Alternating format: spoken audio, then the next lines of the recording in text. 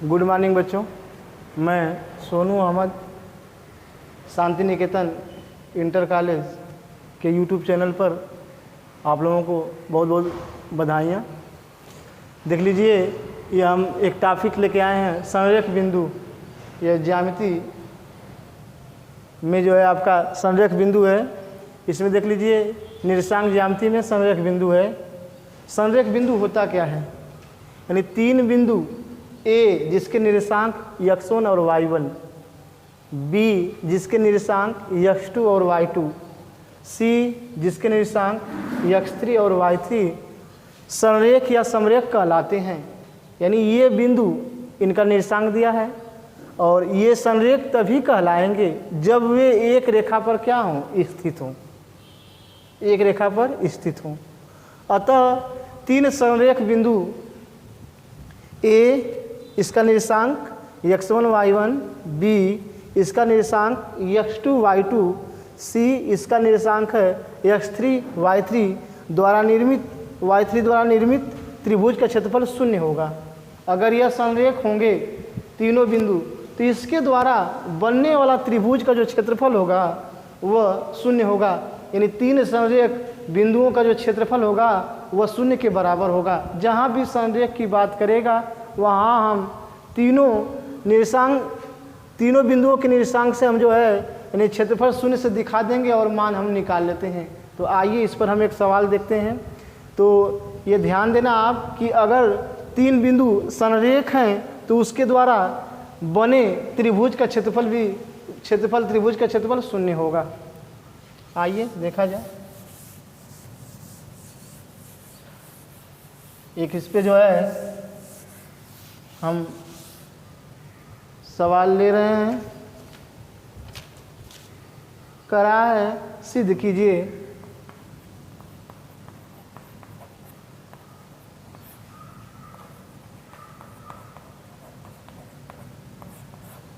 सिद्ध कीजिए कि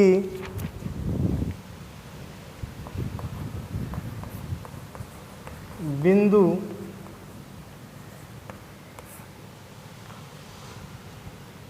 जीरो कामा एक, 1 कामा 2 और ऋण 2 कामा ऋण 1 संरेख है।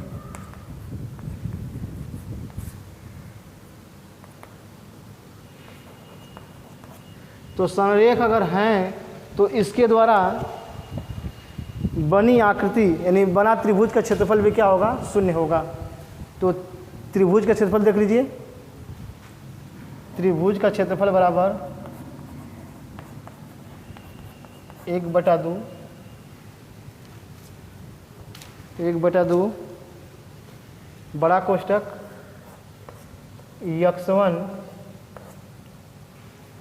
y2 minus y3 plus x2 हो जाएगा आपका x2 और देख लीजिए y3 minus y1 plus x3 y3 minus y1 अब हो जाएगा y1 माइनस y2,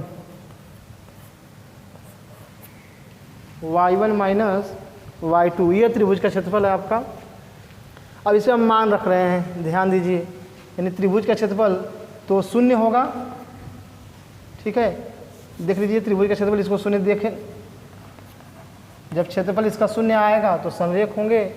1/2 कर लीजिए x1 जो है देख लीजिए, ये x1 है और ये y1 है, यह x2 है और यह y2 है।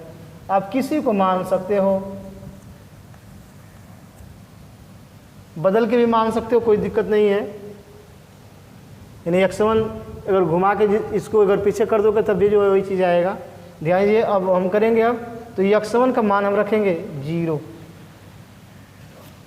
y2 का मान दिया है आपका 2 माइनस y3 का मान दिया है माइनस, देखिए y3 का मान जो दिया है -1 है, तो ये देखिए यहाँ ऋण पहले से है तो ऋण गुणते ऋण यहाँ हम यही धन कर दे रहे हैं, यहाँ हो जाएगा 1 प्लस x2 का मान दिया है, x2 कितना है 1 है, 1 देख लीजिए, x2 का मान दिया है 1, x2 का मान 1 रख दीजिए, तो क्या होगा आपका y3 कितना है, y3 देख लीजिए -1,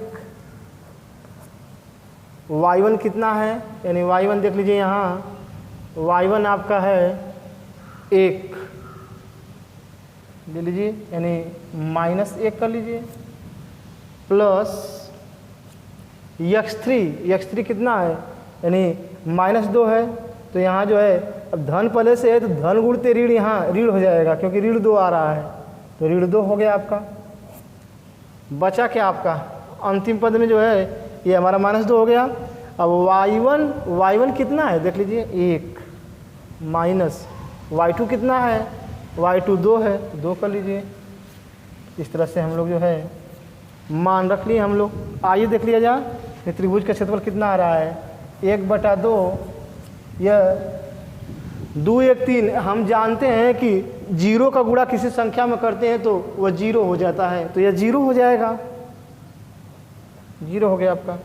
प्लस ऋण 1 तो 1 ऋण 1 कितना होगा, ऋण 2 जुट जाएगा, समान चिन्ह वाले जुटते हैं। और देख लीजिए यहाँ ऋण 2 यहाँ कितना है, ऋण 1 में से ऋण 2 में से सॉरी ऋण 2 में से 1 घटाइए कितना आएगा, यानी -1 आएगा। कर लीजिए, ये हो जाएगा आपका 1/2 बड़ा कोष्ठक 0 धन गुणते ऋण हो जाएगा, ऋण 2 1 2 यानी 1 का करेंगे गुणा, धन गुणते ऋण हो जाएगा 2 1 2। और देखिए यहाँ ऋण गुणते ऋण धन 2 1 2, क्योंकि हम चिन्ह का भी गुणा करेंगे, कोष्ठक तोड़ेंगे तो पहले चिन्ह का गुणा करें फिर अंक का गुणा होता है, तो ऋण गुणते ऋण धन और 2 1 2 हो गया आपका। देखिए अब यहाँ 2 में से 2 यह क्या करेगा, घट जाएगा, 0 हो जाएगा, यानी आपका आएगा 1/2 गुणते 0। इसका मतलब कि इसका क्षेत्रफल जो है किसी संख्या का अगर हम 0 में गुणा करते हैं तो 0 हो जाता है। अतः ये जो है तीनों जो बिंदु के निर्देशांक दिया गया है ये संरेख है, क्योंकि इनका क्षेत्रफल 0 के बराबर आ रहा है, अतः यह क्या है, संरेख है। आइए हम दूसरा चल रहे हैं। कराया दूसरा सवाल में आपका दूसरा सवाल देख लीजिए। ये आपका जो है इस तरह से हम देखें कि जो तीनों बिंदु जो है संरेख हैं, क्योंकि इनका क्षेत्रफल तीनों बिंदुओं से बना त्रिभुज का क्षेत्रफल 0 होगा। अतः जो देख रहे हैं कि नहीं इसका क्षेत्रफल जो है 0 आ रहा है, अतः यह क्या है, संरेख है। देख लीजिए अब आपका है दिया है आपका दूसरा सवाल में 6,9 0,1 ऋण 6, ऋण 7 दिया है। ध्यान दीजिए, तो हम करेंगे क्या, करा है क्या यह संरेख है, तो कर लीजिए क्या यह संरेख है, तो 6,9 0,1 ऋण 6, ऋण 7, तो यह हो गया आपका x1 y1 x2 y2 x3 y3। इसका नियम है अगर तीन बिंदु अगर यह संरेख होंगे तो इनके द्वारा जो त्रिभुज बनेगा उसका क्षेत्रफल 0 आएगा। ये त्रिभुज का क्षेत्रफल देख लीजिए, त्रिभुज का क्षेत्रफल बराबर क्या हो जाएगा, 1/2 x1 y2 minus y3 plus x2 y3 minus y1 plus x3 y1 minus y2। ये आपका सूत्र हुआ। त्रिभुज का क्षेत्रफल का सूत्र है 1/, कोई बड़ा कोष्ठक में x1, छोटा कोष्ठक में y2 minus y3 plus x2 y3 minus y1 plus x3 y1 minus y2। अब इसका मान जो है, अगर इसका मान रख दीजिए, अगर इसका जो है क्षेत्रफल 0 आ रहा है तो यह तीनों बिंदु क्या होंगे, समरेख होंगे। आइए देख लिया जाए। त्रिभुज का क्षेत्रफल बराबर हो जाएगा 1/2। x1 कितना है, x1 देख लीजिए, मान बहुत सावधानी से आपको रखना होगा, यानी 6 हो गया।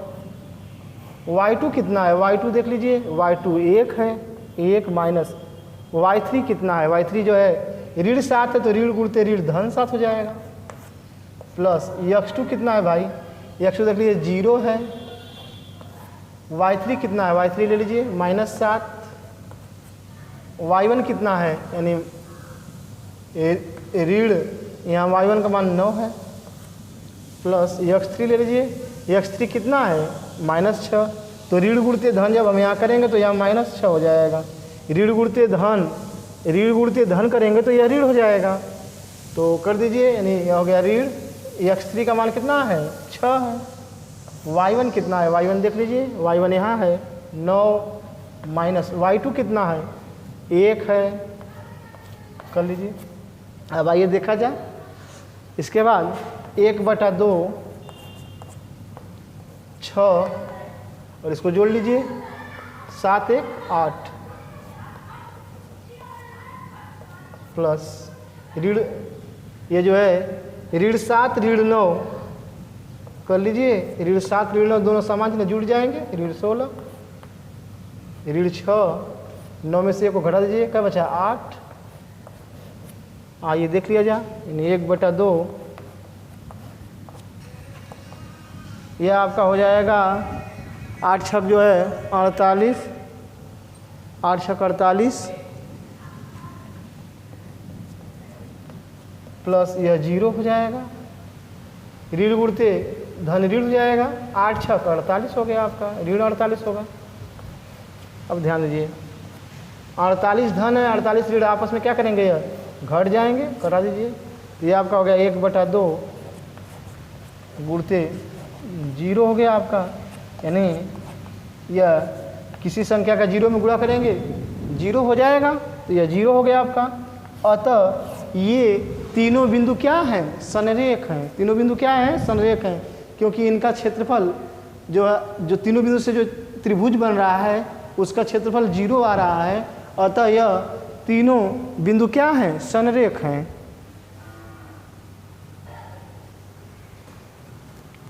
देख लीजिए, और यह सवाल अब जो इस चैप्टर का जो सवाल है इस पे जो है इसी पर आधारित सब है, और जो भी आपको दिक्कत आएगी तो आप कमेंट के माध्यम से, आपको व्हाट्सअप नंबर दिया गया है उस पर आप जो है संपर्क करिएगा और आपका जो है निस्तारण किया जाएगा।